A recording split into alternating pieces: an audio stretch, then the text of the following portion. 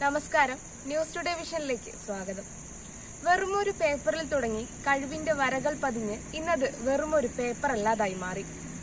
കഠിന പ്രയത്നത്തിന്റെയും ആത്മധൈര്യത്തിന്റെയും ഫലമായി തുടങ്ങിയ ചെറിയൊരു കരവിരുത് ഇന്ന് ജീവിത വരുമാനത്തിന്റെ ഭാഗമായി കഴിഞ്ഞു.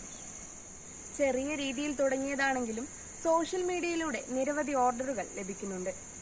പലതരത്തിലും നിറത്തിലും തീർത്ത വിസ്മയങ്ങൾ ഒരു ജ്യോതിയായി മാറിയിരിക്കുന്നു.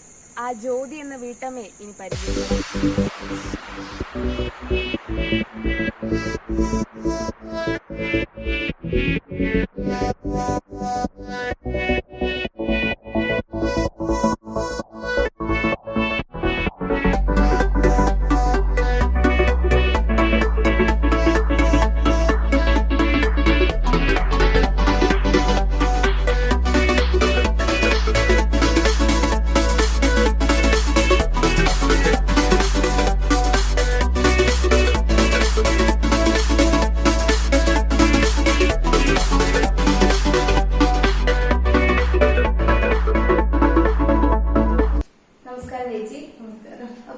ചേച്ചി എത്ര നാളായി ഈ ഒരു ക്രാഫ്റ്റിംഗ് എന്ന ഇതിലേക്കൊക്കെ ഇറങ്ങി തിരിച്ചിട്ട്? ഞാൻ ചെറുപ്പം തൊട്ടേ വരയ്ക്കുമായിരുന്നു. പിന്നെ പേപ്പർ കട്ടിംഗ് ഒക്കെ കുറച്ച് 2 വർഷമൊക്കെ ആയിട്ടുള്ളൂ ചെയ്യാൻ തുടങ്ങിയിട്ട്. ഇങ്ങനെ ആദ്യമൊന്നും അറിയത്തില്ലായിരുന്നു. പിന്നെ യൂട്യൂബിലെല്ലാം എന്റെ വീഡിയോ ഉണ്ട്. അങ്ങനെ ചെറുതായിട്ട് പരീക്ഷിച്ച് ഇപ്പൊ നല്ല വൃത്തി ചെയ്യാൻ തുടങ്ങി. അങ്ങനെ ചെയ്യതാ. ഇങ്ങനെ ഇപ്പൊ സോഷ്യൽ മീഡിയകളിലൂടെ ഓർഡറുകളൊക്കെ ലഭിക്കുന്നുണ്ടോ? എങ്ങനെയാ കാര്യങ്ങളൊക്കെ? ഞാൻ ഇൻസ്റ്റാഗ്രാമില് ഫോട്ടോ ഇടുന്നുണ്ടായിരുന്നു വരയ്ക്കുന്നതിനൊക്കെ. അപ്പൊ ഓർഡറൊക്കെ കിട്ടാൻ തുടങ്ങിയിട്ടുണ്ടായിരുന്നില്ലേ. ഇപ്പൊ ഒരു ഓർഡർ ലഭിക്കുമ്പോൾ ചേച്ചി എത്ര ദിവസം എടുത്തിട്ടായിരിക്കും ഒരു ഓർഡർ ചെയ്ത് കൊടുക്കാറുള്ളത്? ഒരു 2-3 ദിവസം എടുക്കും. എന്നുവെച്ചാൽ അത് വരച്ച് വെട്ടി റെഡി ആവണ്ടേ. അപ്പൊ ഇതെങ്ങനെയാ വെട്ടുന്നത്? എങ്ങനെയാ പേപ്പറിൽ ചെയ്തിട്ട് ശേഷമാണോ ചെയ്തു തരിക?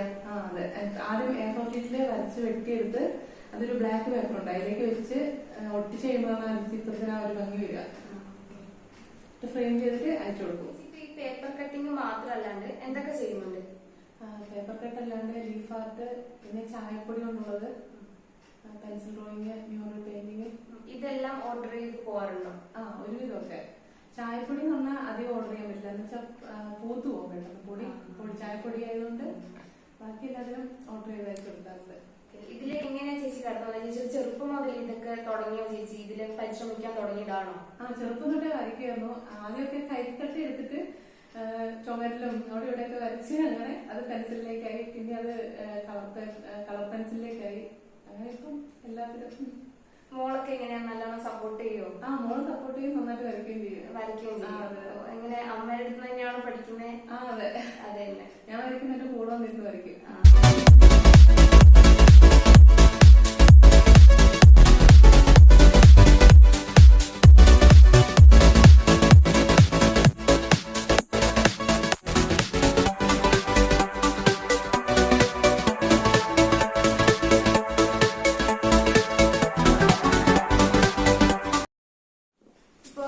ഞാൻ കണ്ടതിൽ വെച്ച് ചേച്ചി ഇൻസ്റ്റയിലും ഫേസ്ബുക്കിലൊക്കെ പോസ്റ്റ് ചെയ്തൊരു വീഡിയോ ഉണ്ടായിരുന്നു. കണ്ണ് കെട്ടിയിട്ട് പുറകിലും മുമ്പിലുള്ള പിക്ചറുകൾ വരയ്ക്കുന്നത്. അത് എത്ര നാളത്തെ പരിശ്രമം ഉണ്ടാവും? അതിന്റെ സ്റ്റോറി എങ്ങനെയാണ് വരുന്നത്? അതൊരു 5-6 വർഷമൊക്കെ വേണ്ടി വരും. എന്ന് വെച്ചാൽ അത് ആദ്യം കുറെ വെച്ച് തെറ്റിപ്പോവും. ലാസ്റ്റ് കുറെ പ്രാക്ടീസ് ചെയ്ത് അങ്ങനെയാണ് കിട്ടുക. ആദ്യം തന്നെ ചിത്രം വരയ്ക്കാൻ പറ്റില്ല. നമ്മൾ കടലാസ് തിരിച്ചു പിടിച്ചിട്ട് അക്ഷരങ്ങൾ എഴുതി നോക്കുക. അക്ഷരങ്ങൾ ശരിയായി കിട്ടുന്നുണ്ടോ നോക്കുക. പിന്നെ ചെറിയ ചെറിയ പൂക്കളൊക്കെ വരച്ച് അതൊക്കെ ശരിയായി കിട്ടുന്നുണ്ടോ നോക്കുക. എന്നിട്ട് നല്ലൊരു ചിത്രം കുറെ വൃത്തിയിൽ വരയ്ക്കാനായി കഴിഞ്ഞാൽ മാത്രം അപ്പുറത്തെ വശത്ത് വരയ്ക്കാറുണ്ട്. അതും ഒരു 3000 എണ്ണം വരയ്ക്കുമ്പോൾ വരണമെങ്കിൽ ശരിയായി കിട്ടുള്ളൂ. ശരിയായി കിട്ടുന്നതാണ് വീഡിയോ കിട്ടുന്നത്. ചേച്ചിയുടെ ഏറ്റവും വലിയ ആഗ്രഹം എന്താ? എനിക്കിപ്പോൾ ഏറ്റവും വലിയൊരു ആഗ്രഹം എന്ന് പറയുന്നത് കേണൽ ഋഷി രാജലക്ഷ്മി സാറിന്റെ ഫോട്ടോ വരച്ചിട്ട് എനിക്ക് നേരിട്ട് കൊണ്ട് കൊടുക്കണം എന്നാണ് ഭയങ്കര ആഗ്രഹം. എന്തുകൊണ്ടാണ് സാറിനെ ഇത്ര കാര്യമായിട്ട് എടുക്കാൻ ഇത്ര ഇഷ്ടം കൂടാൻ എന്താണ് കാരണം? സാറ് ജീവിക്കുന്ന രീതിയാണെങ്കിലും ഇന്ത്യക്ക് വേണ്ടി ചെയ്തിട്ടുള്ള കാര്യങ്ങളാണെങ്കിലും അതേപോലെ വയനാട് വന്നപ്പം ആ വാടാന്നുള്ള വിളി നമുക്കൊക്കെ രോമാഞ്ചം ഉണ്ടാക്കിയതാണ്. അപ്പൊ അതുകൊണ്ടൊക്കെ സാറിന് ഭയങ്കര. അത് ഏത് രീതിയിൽ ചെയ്തു കൊടുക്കാനാണ്? പേപ്പറിലാണോ? ഏതാണ് ചെയ്തു കൊടുക്കാൻ താല്പര്യം? പേപ്പർ കട്ടിങ്ങും ഒരു അല്ലാണ്ട് ഒരു നല്ലൊരു പെയിന്റിംഗ് ആയിട്ടാണെങ്കിൽ ഒരു നന്നായിട്ട് ഒരു ചിത്രം കൊണ്ട് കൊടുക്കണമെന്നാണ് ആഗ്രഹം.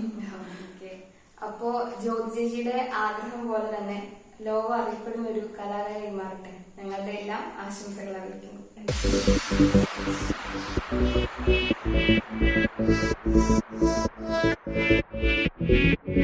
യു.